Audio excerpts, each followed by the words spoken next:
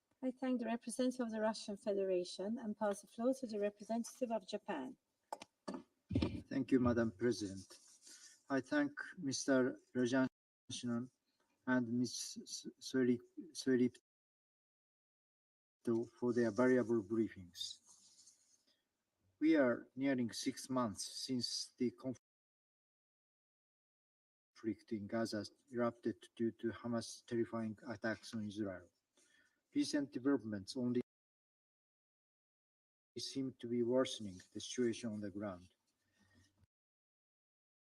Despite last week's adoption of Security Council Resolution 2728, demanding immediate ceasefire during the holy months of Ramadan, hostilities continued unabated. On April 2nd, we witnessed the killing of 7 World Central Kitchen aid workers by multiple Israeli strikes in Gaza, sparkling global outrage. Already, more than 220 humanitarian workers lost their lives. Japan extends sincere condolences to the colleagues and the families of the victims. These incidents have forced humanitarian organizations to suspend their operations, which create catastrophic impacts on the lives of people in Gaza, who desperately need life-saving assistance.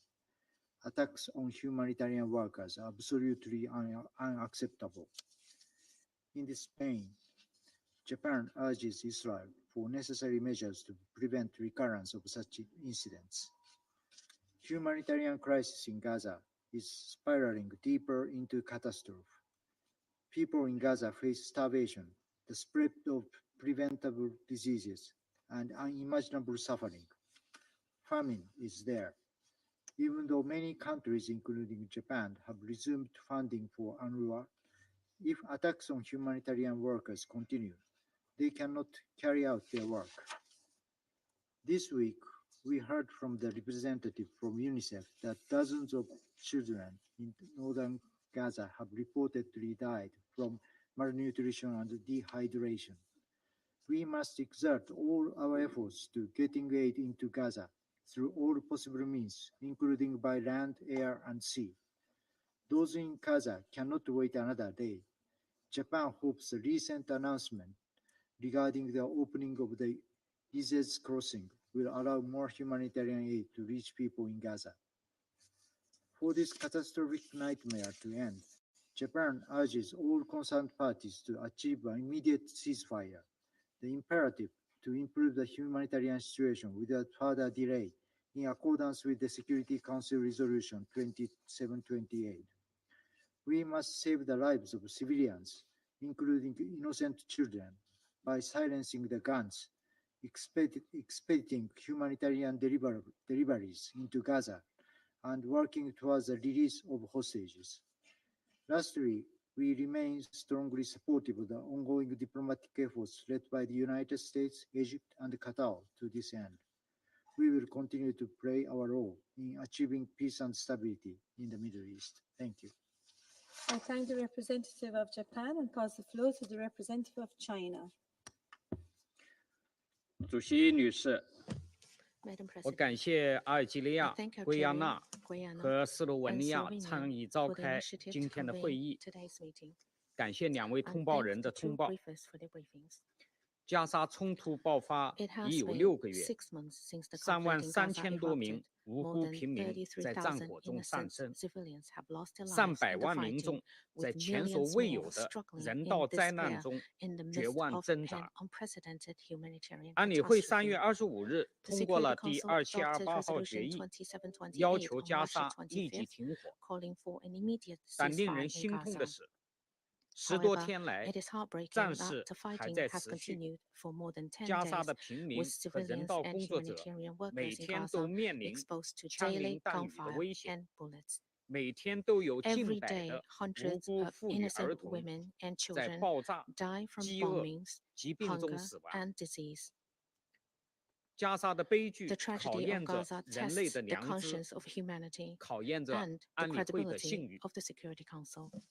第一， First, 全面落实第 the full 2728号 implementation 决 of 议 Resolution 是当务之急。 2728 must be taken as a 安理 matter 会 of 所有决 urgency. 议 All 都具有 resolutions of 约 the 束 Security 力， Council are binding. 这是联合 It 国 is the 宪章规 obligation of 定的义 every 务， member state to 这是 implement 每 the 个成员 resolutions 国加入联 and 合国 the 时都 commitment 做出的 all 承 have 诺。 made when joining the UN. 我们敦促以色 We 列 urge 立 Israel 即 to 执行 implement 决 the 议要求， resolution immediately 停止对 and 加沙的 cease 军事 its 进攻， military attacks on Gaza 停止对加 and 沙民 its 众的 collective 集体惩 punishment 罚。 of the people of Gaza.